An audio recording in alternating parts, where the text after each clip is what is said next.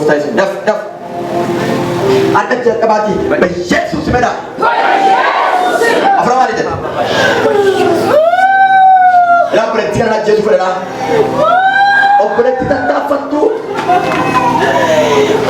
maal gochuudha miti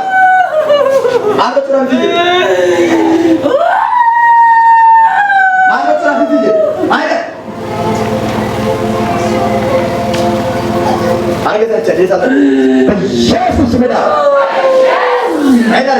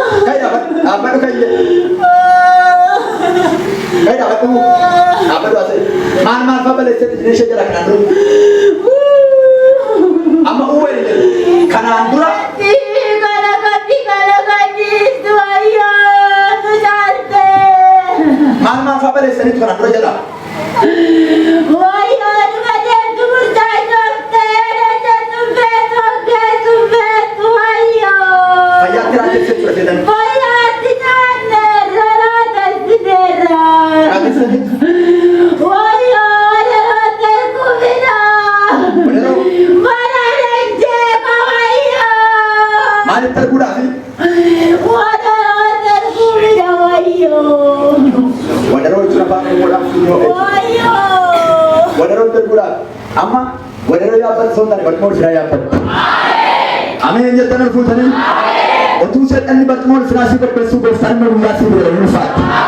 Yaa akka margaan fudhatu waaqayyo guyyaa naaf filee jira dubbadha. Amma inni kamonde. Beellamni keessa yoo ture maraachuu qaba jechuudha. Diyaaf torbee tokko. Diyaaf torbee tokko ta'a. Beellama diyaaf torbee tokko waaqayyo irra gidduu galee jireenyatti jijjiireera. Maraatummaan hafee duuti hafee gadda hafee waaqayyo jireenyatti jijjiireera. Namni amma jirannaa sagalee guddaan Yesuus gooftaadha jiru. Na ilaalcha. Na ilaalchi jedhe. Sagalee guddaa yeroo sadii caalaa keessa jira. Tokko lama sadii koo. Tokko. Sabamaan lafaan ayi keessa jira. Galata fidaa gooftaa.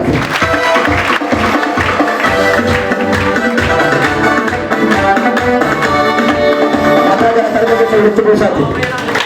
Yesuus Kiristoos galata. Nagaan si batoo obboleetti. Eessaa dhufte? Godina Rooba Lulluballechaa. Maal hojjetta? Dhimma dhufeera obboleessa koo.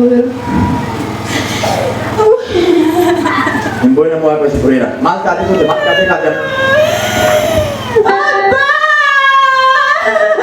Gaggeeffadhaa fi gooftaa ishee fudhate gooftaa ishee gargaara Yesuusiin.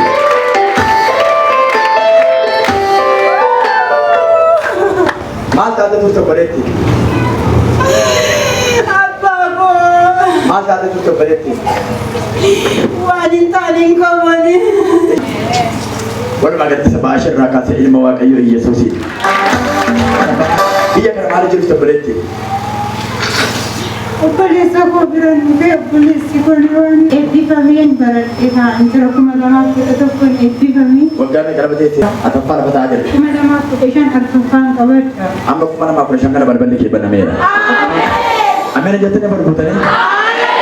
Seexanni akka isheen nama hin taane akka isheen hiriyaa ishee gadi taatu dhumarratti immoo amma maal godhaniiru ji'a tokkoo fi torbee sadiitu hafe maraachuudhaaf ji'a tokkoof torbee sadiitu hafe ajjeesuudhaaf waaqayyo garuu guyyaa du'aa sana guyyaa mul'achuu godhe. Guyyaa salphinaa sana guyyaa jireenyaa godhe. Namni nama jiraannaa gubaa kana keessaa waaqayyo kan keessa gidduu galeera. Keessa gidduu galameera. Keessa gidduu galameera. Seexanni du'a malee waan argine waaqayyo garuu balbala kee baneera. Waaqayyo garuu kakuu keessanaan si qaqqabsiisu si jedheera. Akka keessa walitti buusaa gooftichaaf galata dhiyeessa. Afraa kaasee waaqayyo cufaa kee baneera. Baga gammaddee gaddi kee gammachuu. Mootii nagaa galanni haa ta'u.